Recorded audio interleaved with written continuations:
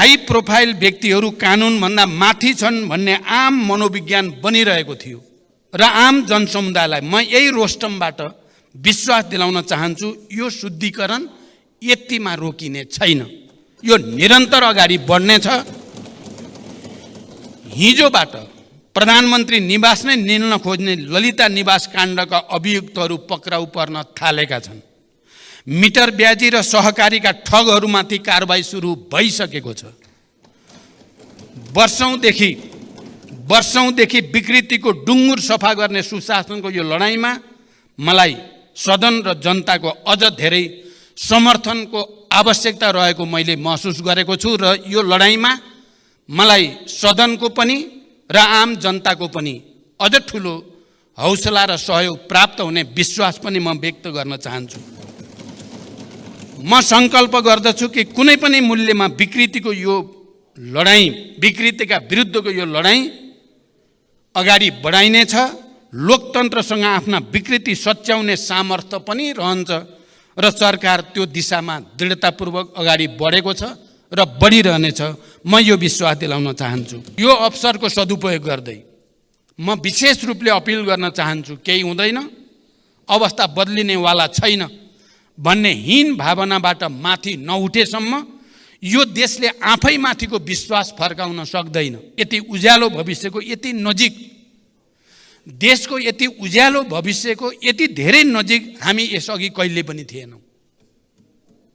तर सामाजिक सञ्जालका चित्रहरूले राष्ट्रका प्राथमिकताहरूलाई विषयान्तर गरिरहेको भान हुन्छ।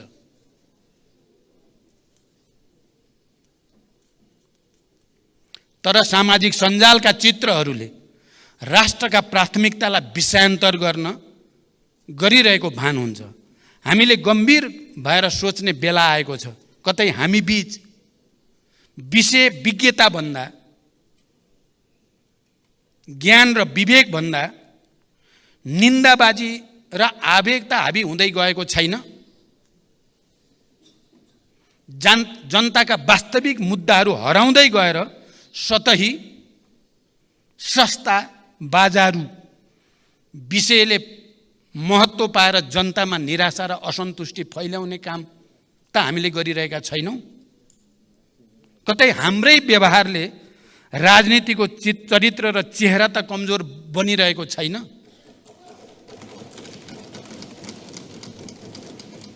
यो सत्य हो। लोकतन्त्र अब भावनात्मक आधारले मात्रै सुदृढ हुँदैन, त्यसलाई तथ्यात्मक आधार चाहिन्छ।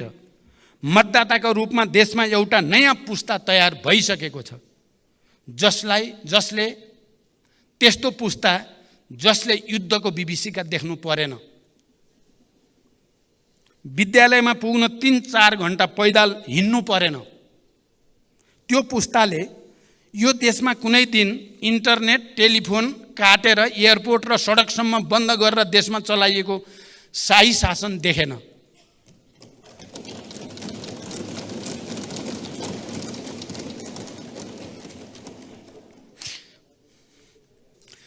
सञ्चार गृहमै पसेर वर्दीधारीहरूले सम्पादकहरूलाई के छाप्ने, के देखाउने, के सुनाउने भनेर निर्देशन दिन्थे भन्ने इतिहास पनि आज सोसियल मिडियामा उन्मुक्त पुस्तालाई थाहा छैन।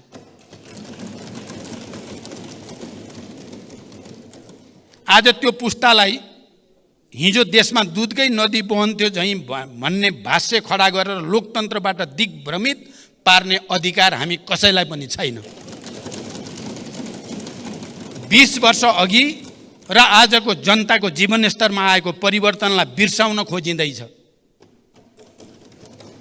सुशासनमा समस्याले यो अवस्था सिर्जना भयो। सुशासनको प्रत्याभूति गर्दै लोकतन्त्रको सुदृढीकरणका लागि सिङ्गो संसद एक ठाउँमा उभिनेछ भन्ने मेरो विश्वास सुदृढ हुँदै गएको छ। हाम्रो सार्वजनिक बहसको स्तर खस्किँदैछ। चौतर्फी अविश्वास खडा गर्ने र लोकतान्त्रिक संस्था विरुद्ध मोहभङ्ग पैदा गर्ने प्रयासहरू भइरहेका देखिन्छन्। संसदसँगै पनि कहिलेकाहीँ मेरो गुनासो रहने गरेको छ। भर्खरको मेरो भारत भ्रमणमा वर्षौंदेखि रोकिएको नेपाल भारत पारवान सन्धि संशोधन सहित नवीकरण गरियो। भारत र तेस्रो विश्वसम्म विद्युत निर्यातका लागि ऐतिहासिक ब्रेक थ्रु भयो। तर हामीले यति ठुला उपलब्धिहरूलाई छाडेर मुर्गा राँगो कि भैँसी भन्ने विवादमा संसदको लामो समय लियौँ। यस्ता घटनाबाट जनतामा पर्ने प्रभावबारे यो सम्मानित सदन गम्भीर हुनेछ भन्ने म विश्वास व्यक्त गर्न चाहन्छु। सम्माननीय सभामुख महोदय, मैले संसदमा सङ्कल्प गरेको थिएँ सुशासन सरकारको उच्च प्राथमिकता हुनेछ। मैले सरकारको यसबीचको सबभन्दा ठुलो उपलब्धि व्यवस्थाप्रति जनतामा जगाएको भरोसालाई मानेको छु। मैले नेतृत्व लिँदै गर्दा जनतामा राज्यप्रति र सरकारप्रति जुन निराशा, असन्तोष र आवेग थियो, अहिले त्यसमा सुधार भएको छ र यसलाई मैले जनतामा राज्यप्रति र सरकारप्रति भरोसामा जो अभिवृद्धि भएको छ यसबीचको सबैभन्दा ठुलो उपलब्धिको रूपमा मैले मानेको छु। हाई प्रोफाइल व्यक्तिहरू कानुनभन्दा माथि छन् भन्ने आम मनोविज्ञान बनिरहेको थियो। त्यसले जनतामा ठुलो आक्रोश जन्माइ पनि रहेको थियो। त्यो असन्तोषले लोकतन्त्रप्रति नै नकारात्मक धारणा बनिरहेको थियो र नक्कली भुटानी शरणार्थी प्रकरणमा सरकारले गरेको इतिहासकै ठुलो अनुसन्धान र कारबाहीपछि जनतामा विश्वास जाग्न सुरु भएको छ। नक्कली भुटानी शरणार्थी काण्डको सफल अनुसन्धानबाट सरकारले कानुनको सर्वोच्चता मात्र प्रमाणित गरेको छैन, लोकतन्त्रको सर्वोच्चता पनि स्थापित भएको छ। लोकतन्त्रभित्र देखा पर्ने समस्याको समाधान पनि लोकतन्त्रबाट नै प्राप्त हुन्छ भन्ने एउटा ऐतिहासिक मापदण्ड यो पटक राम्रोसँग स्थापित भएको छ। उच्च पदस्थहरू र देशको एउटा वर्ग कानुनभन्दा माथि छ भन्ने निराशावादी मान्यता गलत प्रमाणित हुँदै गएको छ।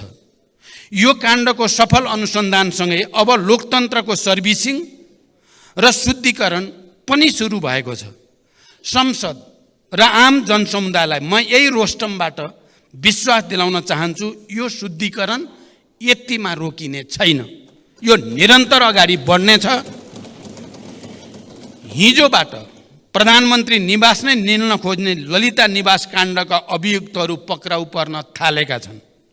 मिटर ब्याजी र सहकारीका ठगहरूमाथि कारबाही सुरु भइसकेको छ।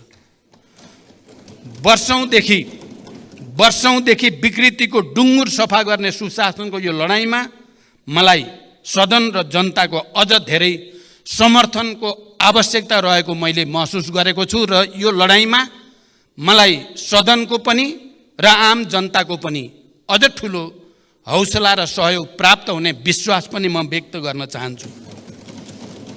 म सङ्कल्प गर्दछु कि कुनै पनि मूल्यमा विकृतिको यो लडाईँ, विकृतिका विरुद्धको यो लडाईँ अगाडि बढाइनेछ।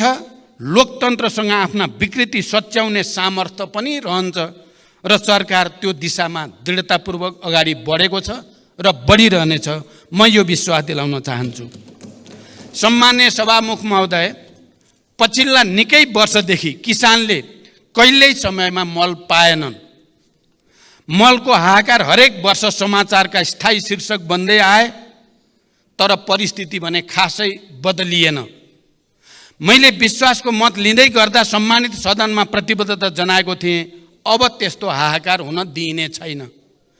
यद्यपि समस्याको पूर्ण समाधान अझै भएको छैन, तर मैले गरेको प्रतिबद्धता भने यस आर्थिक वर्षमा 78,500 मेट्रिक टन रासायनिक मलको आपूर्ति सुनिश्चित भएको छ। यसबाहेक 1,95,900 मेट्रिक टन रासायनिक मल आयात भई 1,45,900 मेट्रिक टन मल अनुदानित मूल्यमा वितरण पनि भइसकेको छ। आगामी आर्थिक वर्षका लागि पनि समयमै रासायनिक मल व्यवस्था गर्न रु 30 अरब रकम विनियोजन गरिसकिएको छ। देशमै मल कारखाना खोल्न लगानी बोर्डले अध्ययन सुरु गरिसकेको छ भने भर्खरैको भारत भ्रमणका क्रममा पनि यो विषय गम्भीर ढङ्गले उठेको छ र जोइन्ट भेन्चरमा फर्टिलाइजर प्लान्टको विकास गर्ने कुरामा सैद्धान्तिक सहमति पनि भएको छ। मेलम्ची खानेपानी आयोजनाका आवश्यक संरचनाहरूको मर्मत सम्मार सम्पन्न भई 12 महिना नियमित पानी वितरणको सुनिश्चितता गरिएको छ। यो अवधिमा विभिन्न आयोजना मार्फत 1,66,000 थप जनसङ्ख्यालाई प्रशोधित खानेपानी प्रत्याभूत गरिएको छ। भूमिहीन, दलित र सुकुम्बासीहरूलाई जग्गा धनी प्रमाणपत्र वितरणमा तीव्रता ल्याइएको छ। गरिब पहिचान गरी परिचय पत्र वितरण गर्न थप 13 जिल्लामा तथ्याङ्क सङ्कलन भई विश्लेषण प्रक्रिया सुरु गरिएको छ। महिलामाथि हुने हिंसामा शून्य सहनशीलताको नीति अपनाउँदै राज्यका तर्फबाट पीडितहरूलाई संरक्षण र सहायता गरिएको छ। मुक्त कमैया, मुक्त हलिया, मुक्त कमलरी, हरुवा चरुवा लगायतका समस्याको दिगो र शीघ्र समाधान गर्न सम्बन्धित निकायहरूलाई क्रियाशील बनाउँदै लगिएको छ। सभामुख महोदय, म विस्तृत रूपमा जान चाहन्न, तर सदनलाई यति जानकारी गराउनु मेरो कर्तव्य ठानेको छु कि यस बीचमा भौतिक पूर्वाधार विकासमा उल्लेख्य प्रगति भएको छ। 408 मेगावाट विद्युत उत्पादन क्षमता थपिएको छ। थप 3% जनसङ्ख्यामा विद्युतको पहुँच पुगेको छ भने विद्युतमा 100% जनताको पहुँच हुने सबै आधार तयार भएको छ। राष्ट्रिय स्तरका विकास आयोजना कार्यान्वयनमा देखिएका नीतिगत तथा अन्तर्निकाय समन्वय लगायतका समस्या समाधान गर्न 7 प्रदेशका मुख्यमन्त्री सहित राष्ट्रिय विकास समस्या समाधान समितिको बैठक सम्पन्न भएको छ र दिगो विकासका लागि लक्ष्यका सूचकहरूको पुनरावलोकन गरिएको छ र भने विकास सम्बन्धी बेग्लै कानुन निर्माणको प्रक्रिया अगाडि बढेको छ। अन्तर प्रदेश समन्वय परिषदको बैठक डाकिएको छ र त्यसमा समन्वयलाई अझ सुदृढ गर्ने प्रक्रिया अगाडि बढाइँदैछ। भर्खरको मेरो औपचारिक भारत भ्रमण सफल भएको छ। भ्रमणमा नेपाल र भारत बीच 10 वर्षमा 10,000 मेगावाट विद्युत निर्यात गर्ने गरी दीर्घकालीन विद्युत व्यापार सम्झौतामा प्रारम्भिक हस्ताक्षर भइसकेको छ। यो देशका लागि अत्यन्त ऐतिहासिक र दूरगामी महत्त्वको सम्झौता हो भन्ने कुरामा देशमा कुनै विमति हुन सक्दैन। त्यही क्रममा फुकोट कर्णाली 480 मेगावाट र तल्लो अरुण 669 मेगावाट निर्माण गर्ने विषयमा समझदारी पत्रमा हस्ताक्षर भएको छ भने बुटोल गोरखपुर प्रसारण लाइन 400 केबी को शिलान्यास भएको छ। नेपाल र बङ्गलादेशका बीचमा विद्युत निर्यात गर्न नेपाल, भारत र बङ्गलादेश बीच विद्युत बिक्री सम्झौता हुने प्रक्रियामा अगाडि बढेको छ। तेस्रो देशसँग विद्युत निर्यातको बाटो खोल्ने यो प्रक्रिया नेपालको आर्थिक विकासमा ठुलो कोसेढुङ्गा साबित हुनेमा म विश्वस्त छु। मलाई लाग्छ सिङ्गो राष्ट्र पनि यसमा विश्वस्त भइ नै सकेको छ। सम्माननीय सभामुख महोदय, हरेक वर्ष हामी समाचार पढ्थ्यौँ र बडो हैरान पनि हुने गर्थ्यौँ। शैक्षिक सत्रको आधा समय बितिसक्दा पनि विद्यार्थीले पाठ्य पुस्तक पाएनन्। तर यसपटक भने तिनै सञ्चार माध्यममा हामीले हुम्लादेखि ताप्लेजुङसम्मका दुर्गम जिल्लाका सामुदायिक विद्यालयमा शैक्षिक सत्र सुरु हुनु अगावै पाठ्य पुस्तक पुगेको समाचार पढ्न पायौँ। भर्नाकै दिन कलिला विद्यार्थीहरूले मुस्कुराउँदै किताब समातेका सुन्दर तस्बिर पनि हामीले अहिले समाचार पत्रहरूमा देख्न र पढ्न पायौँ। केही महिना अघिसम्म विद्यार्थीहरू नो अब्जेक्सन सर्टिफिकेट लिन भक्तपुरको सानो ठिमेमा मध्यरातदेखि कम्बल बोकेर लाइनमा बसेका समाचार आउने गर्दथे। विदेशमा पढ्न हिँडेका युवा विद्यार्थीमा त्यो यातनाले व्यवस्था र अवस्थाप्रति पक्कै पनि वितृष्णा जगाउने गर्दथ्यो। अहिले त्यो सर्टिफिकेट आफ्नै मोबाइलमा प्राप्त गर्न सकिने भएको छ र विद्यार्थीहरूमा एउटा नयाँ आशा, भरोसा र हौसला बढेको छ। राहदानी लिन त्यस्तै सकस थियो। बिचौलियालाई हजारौँ तिरेर र हप्तौँ लाइन बसेर ठुलो प्रतीक्षापछि मात्र राहदानी हात पर्ने गर्दथ्यो। अहिले राहदानी विभाग अगाडि भिड छैन। आवेदन दिन अब कुनै बिचौलिया चाहिँदैन। आफ्नै मोबाइलबाट 24 घण्टा आवेदन दिन सकिन्छ। पछिल्ला 7 महिनामा मात्रै 18,431 विद्युतीय राहदानी वितरण भएको छ। त्यसै गरी राष्ट्रिय परिचय पत्रमा पनि ठुलो सुधार आएको छ। पुस 11 सम्म दैनिक 7,000 को संख्यामा छपाई हुने परिचय पत्र अहिले 2 शिफ्टमा 15,000 को संख्यामा छापिरहेको छ। 53 जिल्लामा 554 स्थानीय तहमा अभियान सञ्चालन गरी करिब 1,30,00,000 नागरिकको विवरण सङ्कलन गरिसकिएको छ। बढी भिडभाड हुने जिल्ला प्रशासन कार्यालयमा टाइम कार्ड एवं टोकन प्रणाली लागू गरिएको छ। अध्यागमन कार्यालयहरूमा अध्यागमन सूचना प्रणाली नेपाल पोर्ट लागू भएको छ भने हस्तलिखित भिसाको सट्टा QR कोड सहितको सिस्टम जेनेरेटेड भिसा लागू गरिएको छ र विद्युतीय सवारी चालक अनुमति पत्र प्रणाली थप 5 वटा यातायात व्यवस्था कार्यालयहरूमा लागू भएको छ। विभिन्न सरकारी कार्यालयहरूबाट निश्चित सार्वजनिक बिदाका दिनमा समेत सेवा प्रवाहको व्यवस्था गरिएको छ। कागज मुक्त, नगद मुक्त र लाइन मुक्त देश निर्माणका लागि मैले यसबीचका सुधारलाई साङ्केतिक तर निकै दूरगामी महत्त्वका निर्णय ठानेको छु। सार्वजनिक शिक्षा र स्वास्थ्य सरकारको उच्च प्राथमिकतामा छ। सरकारी, सामुदायिक तथा निजी अस्पताललाई कुल शय्याको 10% विपन्न, असहाय, बेवारिसे, बिरामीको निःशुल्क उपचारको लागि प्रदान गर्नै पर्ने व्यवस्था हुँदैछ। यसले लाखौँ गरिब परिवार लाभान्वित हुनेछन् भन्ने मेरो विश्वास छ। दुर्गम क्षेत्रमा ज्यान जोखिममा परेका गर्भवती तथा सुत्केरी महिलाहरूको सुरक्षित हवाई उद्धारलाई बढाइएको छ।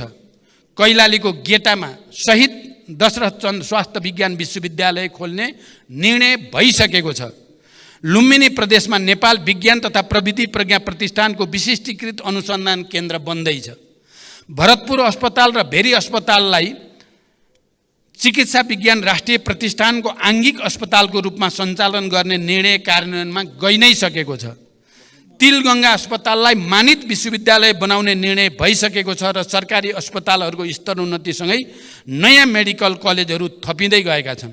सरकारले प्रदान गर्दै आएका अत्यावश्यक औषधिहरू राज्यका तर्फबाट नै उत्पादन गरी औषधिमा आत्मनिर्भर बन्न नेपाल औषधि लिमिटेड मार्फत तत्कालका लागि 18 प्रकारका औषधि उत्पादनको तयारी भइरहेको छ। स्वास्थ्य सम्बन्धी समस्या सम्बन्धमा परामर्श दिन टेलिमेडिसिन सेवा सुरु भइसकेको छ। आविष्कार, अनुसन्धान र नवप्रवर्धनलाई प्रोत्साहन र प्रवर्धन गर्न छुट्टै कोषको व्यवस्था गरिएको छ।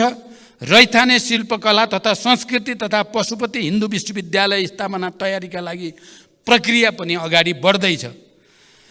मित्र राष्ट्र टर्कीमा गएको विनाशकारी भूकम्पमा सहयोग स्वरूप स्वास्थ्य उपकरण, न्यानो कपडा, बेबी फुड लगायतका 22 टन राहत सामग्री पठाइएको छ। नेपालसँग कूटनीतिक सम्बन्ध स्थापना गरिएका देशको सङ्ख्या 181 पुगेको छ। प्रतिनिधि सभामा 7 र राष्ट्रिय सभामा 2 गरी 9 वटा विधेयक दर्ता गरिएका छन्। त्यसै गरी 8 वटा कानुन संशोधन र एकीकरण गर्न बनेको विधेयक तर्जुमा गर्न सहमति प्रदान गरिएको छ भने 11 वटा विधेयकलाई सैद्धान्तिक सहमति प्रदान गरिएको छ। विभिन्न विषयका 17 वटा नियमावली, 3 वटा गठन आदेश र 5 वटा निर्देशिकाको तर्जुमा सहमति प्रदान गरिएको छ। सभामुख महोदय, संसदको पहिलो सम्बोधनमा मैले सङ्कल्प गरेको थिएँ वैदेशिक रोजगारीमा गएका दिदीबहिनी दाजुभाइहरूलाई माथि राज्यको उपेक्षा अब अन्त गरिनेछ। वैदेशिक रोजगारीलाई सुरक्षित, सम्मानित बनाउन यसबीचमा केही महत्त्वपूर्ण र दूरगामी कामहरू भएका छन्। वैदेशिक रोजगारीमा गएका करिब 2 लाख नागरिक केही महिनाकै बिचमा सामाजिक सुरक्षा कोषमा जोडिनु आफैमा एउटा ऐतिहासिक उपलब्धि हो। यसरी आबद्ध व्यक्तिको कदाचित भवितव्यबाट निधन भएमा परिवारलाई पेन्सन र सन्तानलाई शैक्षिक वृत्तिको व्यवस्था गरिएको छ। वैदेशिक रोजगारीलाई अब धेरै हदसम्म झन्झट र बिचौलिया मुक्त बनाइँदै लगिएको छ। श्रम स्वीकृति र पुनः श्रम स्वीकृतिका क्रममा श्रमिकहरूले झेल्दै आएको शास्ति अन्त्य गरिएको छ। पुरै अवधिका लागि श्रम स्वीकृति प्रदान गर्ने र पुनः श्रम स्वीकृतिका लागि नेपाल आउनुपर्ने बाध्यताको अन्त्य गरी विदेशबाट नै अनलाइन प्रणालीबाट स्वीकृति प्राप्त हुने व्यवस्था मिलाइएको छ। यो आफैमा विदेशमा रहेका दिदीबहिनी दाजुभाइहरूको लागि एउटा ठुलो राहत बन्न गएको छ। यसै गरी 753 वटै 753वटै स्थानीय तहका रोजगार सेवा केन्द्र मार्फत श्रम स्वीकृति सम्बन्धी सेवा प्रदान गरिएको छ। श्रमिकका गुनासो, ठगी र अन्य समस्याहरूलाई तत्परताका साथ सम्बोधन गर्न विदेश स्थित नियोगमा श्रम सम्बन्धी बेग्लै सम्पर्क व्यक्ति तोकिएको छ। श्रम तथा रोजगार मन्त्रालयमा 24 घण्टा गुनासो सुन्ने गरी श्रम कल सेन्टर सञ्चालनमा ल्याइएको छ र त्योसँगै ऱ्यापिड रेस्पोन्स टास्क फोर्स गठन गरिएको छ। यो अवधिमा वैदेशिक रोजगारीको क्रममा मृत्यु भएका 1094 जना मृतकका कामदार परिवारलाई करिब 58 करोड राहत उपलब्ध गराइएको छ। अङ्गभङ्ग भएका 312 कामदारलाई 9 करोड सहयोग प्रदान गरिएको छ। यसबीचमा विदेशी भूमिमा समस्यामा परेका 156 जना नागरिकको उद्धार गरिएको छ। रोजगारीका क्रममा अशक्त भएका कामदारका सन्ततिलाई छात्रवृत्ति स्वरूप 2,33,74,000 रुपियाँ सहयोग उपलब्ध गराइएको छ। सम्माननीय सभामुख महोदय, राष्ट्रिय गौरव लगायत सबै विकास आयोजनालाई छिटो सम्पन्न गर्न निर्देशन र अनुगमन गरिनुका साथै प्रक्रियागत झन्झट हटाउन गम्भीर पहल सुरु गरिएको छ। नतिजाका आधारमा पुरस्कृत र दण्डित दिने नीति लिई आयोजना प्रमुखहरूलाई जिम्मेवार बनाइएको छ। जनयुद्ध तथा विभिन्न जनआन्दोलनका घाइते तथा अपाङ्गहरूको निःशुल्क उपचार, सम्मान तथा जीविकोपार्जनसँग जोडिएका समस्या हल गर्न नीतिगत तयारी अगाडि बढाइएको छ। नेपाल नागरिकता पहिलो संशोधन विधेयक 2079 सम्माननीय राष्ट्रपतिबाट प्रमाणीकरण भई कार्यान्वयनमा आएको छ। यो सँगै अब नेपाली नागरिक आमाबाट नेपालमा जन्म भई नेपालमा नै बसोबास गरेको र बाबुको पहिचान हुन नसकेको व्यक्तिले वंशजको आधारमा नेपालको नागरिकता प्राप्त गर्ने संवैधानिक अधिकार सुनिश्चित भएको छ। गैर आवासीय नेपालीहरूलाई आर्थिक, सामाजिक तथा सांस्कृतिक अधिकार सहितको गैर आवासीय नेपाली नागरिकता प्राप्त गर्ने बाटो पनि खुला भएको छ। नेपाल राजपत्रमा प्रकाशित हुन बाँकी रहेका 8,471 सहितको नामावली नेपाल राजपत्रमा प्रकाशित गरिएको छ। रसुवागढी, हिल्सा, कोदारी स्थित अध्यागमन कार्यालयहरू सुचारू भएका छन्। 22 वटा नयाँ बोर्डर आउटपोस्टहरू स्थापना गरिएका छन्। पोखरा क्षेत्रीय अन्तर्राष्ट्रिय विमानस्थल सञ्चालनमा आएको छ। गौतम बुद्ध अन्तर्राष्ट्रिय विमानस्थलबाट अन्तर्राष्ट्रिय उडानको नियमित गर्ने सम्बन्धमा कार्ययोजना तयार भएको छ। खेलकुद क्षेत्रको विकासका लागि सदन प्रयासका साथै नेपाली क्रिकेट टिमका प्रशिक्षक तथा खेलाडीहरूलाई नगद प्रोत्साहन उपलब्ध गराइएको छ। सभामुख महोदय, आज यो अवसरको उपयोग गरेर म अपिल गर्न चाहन्छु, केही हुँदैन, अवस्था बदलिनेवाला छैन भन्ने हीन भावनाबाट माथि नउठेसम्म यो देशले आफैमाथिको विश्वास फर्काउन सक्दैन। आज म यो अवसरको सदुपयोग गर्दै म विशेष रूपले अपिल गर्न चाहन्छु, केही हुँदैन, अवस्था बदलिनेवाला छैन भन्ने हीन भावनाबाट माथि नउठेसम्म यो देशले आफैमाथिको विश्वास फर्काउन सक्दैन।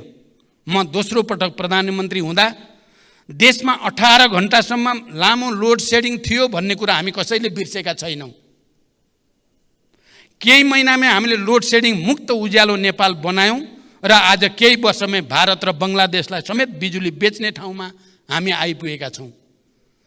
दृढ इच्छा शक्तिका साथ पहल गर्यो भने धेरै चिज हुन सक्छ भन्ने कुराको यो ठोस सबुत हो। पेट्रोलियम पदार्थको आयात न्यून बनाएर 10,000 मेगावाट बिजुली निर्यात गर्ने उत्साहजनक बिन्दुमा हामी आज आइपुगेका छौँ र यति उज्यालो भविष्यको यति नजिक, देशको यति उज्यालो भविष्यको यति धेरै नजिक हामी यसअघि कहिले पनि थिएनौँ। तर सामाजिक सञ्जालका चित्रहरूले राष्ट्रका प्राथमिकताहरूलाई विषयान्तर गरिरहेको भान हुन्छ।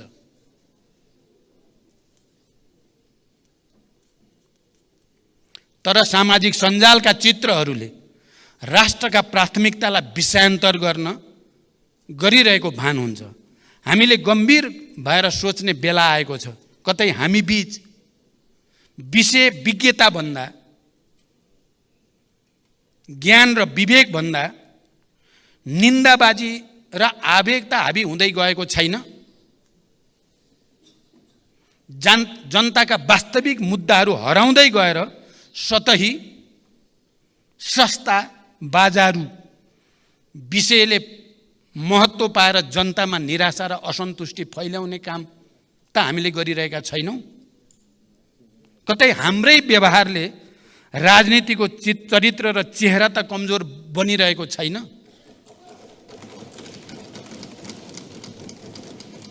यो सत्य हो। लोकतन्त्र अब भावनात्मक आधारले मात्रै सुदृढ हुँदैन, त्यसलाई तथ्यात्मक आधार चाहिन्छ।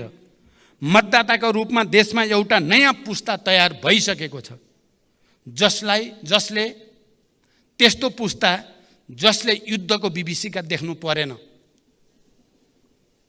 विद्यालयमा पुग्न 3-4 घण्टा पैदल हिँड्नु परेन। त्यो पुस्ताले यो देशमा कुनै दिन इन्टरनेट टेलिफोन काटेर एयरपोर्ट र सडकसम्म बन्द गरेर देशमा चलाइएको शाही शासन देखेन।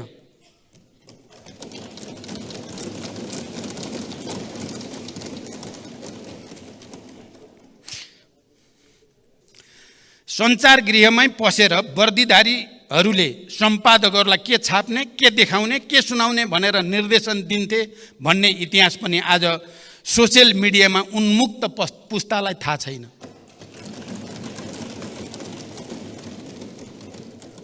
आज त्यो पुस्तालाई हिजो देशमा दुधकै नदी बहन्थ्यो झैँ भन्ने भाष्य खडा गरेर लोकतन्त्रबाट दिग्भ्रमित पार्ने अधिकार हामी कसैलाई पनि छैन। 20 वर्ष अघि र आजको जनताको जीवनस्तरमा आएको परिवर्तनलाई बिर्साउन खोजिँदैछ। सुशासनमा समस्याले यो अवस्था सिर्जना भयो। सुशासनको प्रत्याभूति गर्दै लोकतन्त्रको सुदृढीकरणका लागि सिङ्गो संसद एक ठाउँमा उभिनेछ भन्ने मेरो विश्वास सुदृढ हुँदै गएको छ। हाम्रो सार्वजनिक बहसको स्तर खस्किँदैछ। चौतर्फी अविश्वास खडा गर्ने र लोकतान्त्रिक संस्था विरुद्ध मोहभङ्ग पैदा गर्ने प्रयासहरू भइरहेका देखिन्छन्। संसदसँगै पनि कहिलेकाहीँ मेरो गुनासो रहने गरेको छ। भर्खरको मेरो भारत भ्रमणमा वर्षौँदेखि रोकिएको नेपाल भारत पारवान सन्धि संशोधनसहित नवीकरण गरियो। भारत र तेस्रो विश्वसम्म विद्युत निर्यातका लागि ऐतिहासिक ब्रेक थ्रु भयो। तर हामीले यति ठुला उपलब्धिहरूलाई छाडेर मुर्गा राङ्गो कि भैँसी भन्ने विवादमा संसदको लामो समय लियौँ। यस्ता घटनाबाट जनतामा पर्ने प्रभावबारे यो सम्मानित सदन गम्भीर हुनेछ भन्ने म विश्वास व्यक्त गर्न चाहन्छु। सम्मान्य सभामुख महोदय, सामाजिक न्याय, सुशासन र समृद्धिलाई सरकारले सर्वोपरि लक्ष्यको रूपमा लिएको छ। संस्थागत तथा प्रक्रियागत सुधारका कार्य सरकारको उच्च प्राथमिकतामा छन्। समावेशी सङ्घीय लोकतान्त्रिक शासन व्यवस्थाको सुदृढीकरण, अर्थतन्त्रको पुनरुत्थान र सबलीकरण, सार्वजनिक सेवा प्रवाहमा सुधार र सरलीकरण, नागरिक मैत्री प्रशासनको स्थापना, भ्रष्टाचार नियन्त्रण र राज्यको सबै तहमा सुशासनको प्रवर्धनमा सरकार निरन्तर सक्रिय रहेको छ र निरन्तर सक्रिय रहनेछ।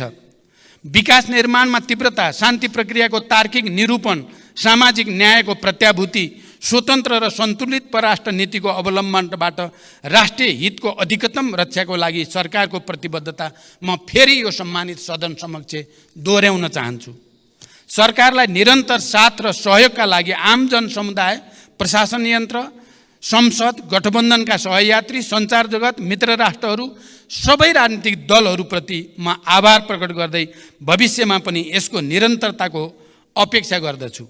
आउँदा दिनमा यो सम्मानित सदनमा राष्ट्रको आर्थिक र सामाजिक जीवनका अझ धेरै उत्साहजनक र सुखद सूचकाङ्कहरू पेश गर्ने प्रतिबद्धता पनि म जनाउन चाहन्छु। सम्मान्य सभामुख महोदय, मैले थोरै समीक्षात्मक यति टिप्पणी राखिसकेपछि म अब सिधै बजेटबारे उठेका केही ठोस प्रश्नको ठोस उत्तरतिर जान चाहन्छु। पहिलो र अलि सैद्धान्तिक र राजनीतिक महत्त्वको विषयमा यो सम्मानित सदनको ध्यान आकर्षण गर्न चाहन्छु। मैले पहिले पनि साङ्केतिक रूपमा भनेको छु, हाम्रो नीति कार्यक्रम, सरकारको नीति कार्यक्रम घोषणा गर्ने प्रक्रिया परम्परा र त्यसलाई पारित गर्ने हाम्रो प्रणाली र लगत्तै बजेट वक्तव्य पाठ गर्ने र त्यसलाई पारित गर्ने प्रक्रिया र प्रणाली हाम्रो परम्परागत छ। यसले मान्य सदस्यहरूको लोकतान्त्रिक अधिकार र नीति कार्यक्रम, सरकारको नीति कार्यक्रम बनाउने कुरा र बजेट निर्माणको कुरामा जुन सक्रियता र योगदान संस्थागत हुनुपर्ने हो त्यस्तो हुने गरेको छैन। मैले पहिला पनि भनेको छु, यो प्रक्रियालाई हामीले यसै पटक बदल्ने सोच त बनायौं, यसै पटक नीति कार्यक्रम र बजेटको बीचको अवधि बढाउने, नीति कार्यक्रमको विषयमा सदनमा छलफल गरेपछि सांसदहरूले प्रस्तुत गरेका विषय समेतलाई समावेश गरेर त्यसलाई परिमार्जित गरेर टुङ्ग्याउने, त्यसै गरिकन नीति कार्यक्रमले अंगीकार गरेको विषयलाई आधार बनाएर बजेट निर्माण गर्ने र त्यो बजेटमाथि पनि सबै मान्य सदस्यहरू निर्वाचितदेखि समानुपातिक राष्ट्रिय सभाका सबैको पनि योगदानबाट त्यसलाई पनि संशोधन र परिमार्जन गर्ने र त्यसलाई एउटा नयाँ निष्कर्षमा पुर्याउने जमर्को हामीले नगरेको होइन। तर यो पटक हामीलाई समयको साह्रै ठुलो दबाब रह्यो, हामीले त्यसो गर्न सकेनौं।